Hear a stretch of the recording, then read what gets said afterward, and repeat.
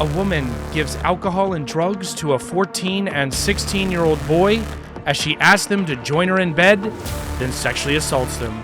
When questioned, she denies everything, but when DNA testing reveal a 1 in 7 billion odds match for her DNA, she changes her story.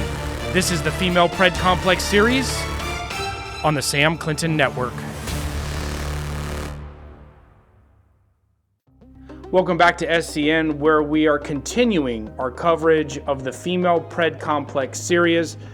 We're headed back to Marion County, Florida, where in this case, the odds were not in the favor of Raisamar Castro, or should I say Raisamar Castro. Mrs. Castro was a bit upset in her follow-up interview with investigators as they brought her in for another interview after swabbing her saliva and receiving her DNA. Yes, the odds definitely weren't in her favor. In fact, I don't think there is a person on planet Earth that could have come up with a DNA match other than Raisamar, whose DNA appeared on both victims. In one case, it was 1 in 3 billion chance and odds. 1 in 7 billion was the second swab on the other victim, from the other victim. So poor Raisamar tried to initially say that in her initial interview, before this interview, that this is the second interview that Detective Wiles had performed, Marion County Sheriff's Detective. So this is the second time. And the first time, she denies everything. And she basically says that there was no sexual activity, that she did not engage in any criminal acts with 2 children, when in fact that was a complete lie. And it was the evidence in the DNA that she voluntarily gave. At one point, she decided that she was going to do a polygraph test to go ahead and further bury her, but the DNA was enough for her to be charged for lewd and lascivious battery. In this case, it was a 14-year-old and a 16-year-old child. She basically can see her where it just implodes, her whole case of, I didn't have any sexual activity or did not engage in any sexual activity with these children that have accused me. And then when presented with the evidence that, well, according to the numbers and statistics, in 1 in 3 billion and 1 in 7 billion, Raisamar, that your DNA was on these victims, and you didn't tell us that you that your DNA would probably come up here in this case. And then we get to the next classic scenario that victims of abuse, particularly that female predators impose upon their victims, is the reversal. And the reversal in this case is, oh, wait a minute, I denied that I sexually assaulted these children, but then the double reverse, the uno reverse, double reverse, whatever, I was sexually assaulted by the victims. So you can see here in the interview, she's starting out asking about an attorney. She doesn't actually ask for an attorney, but she says that she's been trying to engage with one. What could only be considered the mountain of evidence stacked against her, Raisamar wanted whoever. It was probably not because she couldn't afford one, because she operated a chat support from home, which was a very odd. There was like 14 minutes in this interview, and 5 minutes was reviewing her work history and what she did. The detective seemed to be a little bit confused what chat support does for Apple, nonetheless, or a contractor for Apple. But she seemingly did engage an attorney to get representation, but it went off the rails when DNA came back and the attorney that she was engaged with, because, let's assume that she's got the money to hire one. She went around trying to hire one. And it's like, well, right, Raisamar, we've got bad news that in 1 in, 3 billion and 1 in 7 billion. I don't know the statisticians that want to combine the two cases together, but it's like 1 in 21 billion. Do you times the 3 times 7 and then It's 1 in now 21 billion, which is double the size of the population of Earth for Raisamar. But clearly, she didn't get an attorney hired, or something happened.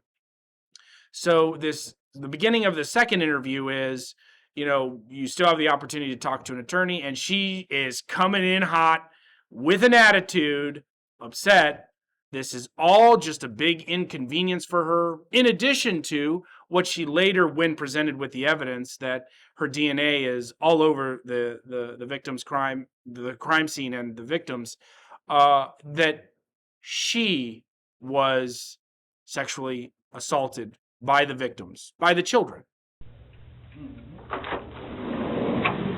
Hello there. Hi. How are you today? A little upset. Okay. Why are you upset? Because I didn't call you back because I was looking for an attorney. Okay. I wasn't avoiding you. I just didn't want to call you and be like, I don't know yet, I don't know yet, I don't know yet. Okay. All right. And I understand that. However, I told you I was going to give you 2 days, right? Mm-hmm. Okay. So I kept true to my word. All right. I know that you just said that you were looking for an attorney. So before I even talk to you about anything, I'm going to read your rights again. All right. Because like I told you, I wanted to talk to you. But I'll go ahead and read you your rights again. It says here, you have the right to remain silent. Anything you say can or will be used against you in a court of law. You have a right to talk to a lawyer and have him, and I'll put her, present with you while you're being questioned. If you cannot afford to hire a lawyer, one will be appointed to represent you before any questioning if you wish. You can decide at any time to execute these or exercise these rights and not answer any questions or make any statements. Do you understand each of these rights that I've explained to you? Okay, sign right there, or put your initials. Initials? Hmm? And then the next thing says, having these rights in mind, do you wish to speak to us, me, now? Well, I don't really have a choice, do I? You do, absolutely. You don't have to talk to me. That's what this is for. Well, yeah, I understand, but I also don't want to get arrested because I don't have a lawyer right now. That has nothing to do with that.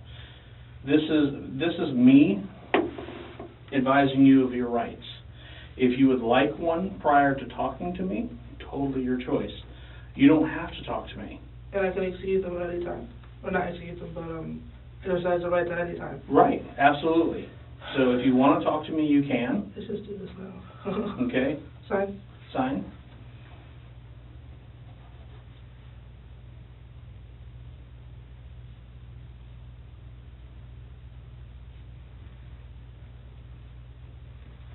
Okay. So by you signing this, you're telling me you want to talk to me, correct? For now, yes. Okay. All right. So,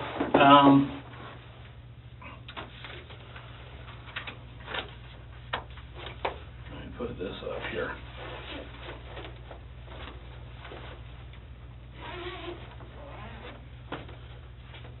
So where are you working at now? I work at home. What do you do for home? I'm a chat advisor. What? Okay, so you know how when you call in because you're having a problem with your phone or whatever? Your Instead of people calling in, people chat in. And I help them with their phones. Like what kind of phone? Like cell phones or? Apple phones specifically. Oh, okay. So is that who you work for? Is like Apple or? Not technically. Apple is a client for the company I work for. Okay. And what kind of deal do you have with them? I mean, is that something that they pay regularly, like weekly, or are they? Okay. They sent me the equipment to do it. So there's actual equipment that goes with it. You know, like the computer and the stuff that's programmed into the computer. And I got a second monitor too. And how did you come across doing that? Facebook, actually. There's a page that's specifically dedicated to work at home jobs that are actually legitimate. Mm-hmm. And my friend had tried one and she told me it was legitimate. She just didn't get the job. I applied and I got it. But So there was an application process. And an interview process. Where did you have to go for your interview? It was a video interview. Really? Yeah. Okay. It was really informal. She was like in her kitchen. Wow. Wow. I guess that's really, your boss will be working from home too then, I guess. That's pretty neat. Okay, so the reason why we're here is because I know that the last time we spoke, the allegations that were made, okay? You're familiar with what I'm talking about, correct? Mm-hmm. All right, just want to make sure. And the reason why I asked you to come in today is because I have received the laboratory exam or the laboratory report from your DNA, because remember you were here and you provided your DNA. All right, so I need some explanation. All right, and the reason why I need some explanation is because you told me that you did not have any sexual activity at all with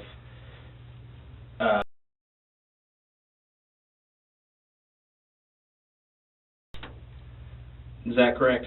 Yes. Okay. Is that true? Why do you ask? Is that true? Why do you ask? Because it's a question of my investigation. Well, last time I said yes, so yeah. Last time you said yeah, what? That I did not have intercourse with him. Okay, so you're still saying that you did not, or are you saying that you did? Be honest with me. I don't really like the way this is sounding. It's a question. I'm asking you because the last time you told me I did not. that you did not have sexual intercourse with him. All right. So I'm asking you, is that still your position? Is that you did not have sexual intercourse with him? I did not have sexual intercourse with him. Okay. Could you explain to me why your DNA is on his penis?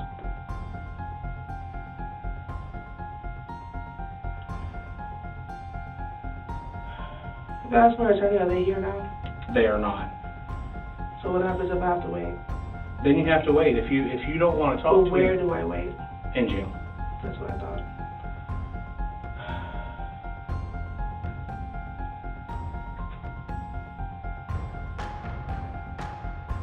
Because let me explain this to you. At this point, with these DNA results, that gives me probable cause. Mm-hmm. Okay? What I'm trying to understand here is not the fact that I know it happened. I know it did. What I'm trying to find out is why. I'm trying to find out why it happened. Because that's more of the question that I think needs to be answered rather than what happened, because it's obvious of what happened. It's not. Okay. Then how do you explain your DNA on his penis? Sexual intercourse is something that you do willingly. Okay. Therefore, I did not have sexual intercourse with him. Okay. So what do you mean by that? I wasn't willing, but I'm terrified of being in trouble. I'm not gonna hit a kid. So instead of hitting him, I sat there and sucked it up. You can ask everyone that knows about it, because I was crying for weeks and I wouldn't even sleep in my own bed. Okay. So why didn't you tell me that when we initially talked and you totally... The people that I talked to that knew about it, because like I said, I was hysterical. Mm. You can ask anybody that knew about what happened. Okay, well, nobody knew about what happened but you. And they can see this from my behavior. You can ask them what my behavior was like. It was, when I told them that story, they had just said that, at all. So. Okay, so is that your reasoning for that reason? That is 100% the reasoning. Okay, so are you saying that you had sexual intercourse? Not willingly, no. That's what I'm trying to tell you. Did you and engage in sexual activity? Yep. Okay. And you didn't tell me this before. Whenever I asked you, you told me that nothing ever happened at all, and you told you actually. Oh, okay. But what I'm trying to tell you is that doesn't make sense now. I know it doesn't. I know it doesn't at all. Okay. So, okay. Honestly speaking, I don't want to get in trouble for something that I didn't do willingly. That's it. Okay. But since you're not going to believe me, I'm sure I'm going to be arrested here shortly. You're being charged with lewd and lascivious battery as well as simple battery. Hang on. Can I ask you a question before you go? Sure. Actually, can I ask you a couple questions before you go? Sure, go ahead. Okay, close the door. So, First question, what happens with my kids? that is something that, is your mom and dad, are they able to take care of your kids? They are. My husband is there too. Okay, well, that would be up to your husband, the father of the children, and or your grandparents. Or your parents. I have no control over what happens if I get to charged, them. am I gonna be able to see my own kids? That is again not up to me. I can't make that decision. That is not my decision to make. Okay.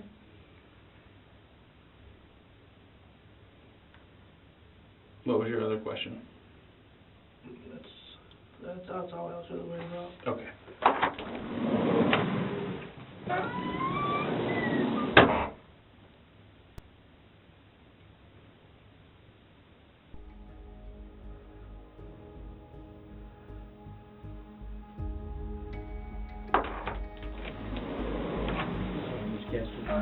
Stand up. I do have handcuffs. Yeah. One second, I'm sorry, I'm exhausted. I work overnight. Alright, I'm gonna lock these so that they do not tighten up in the car.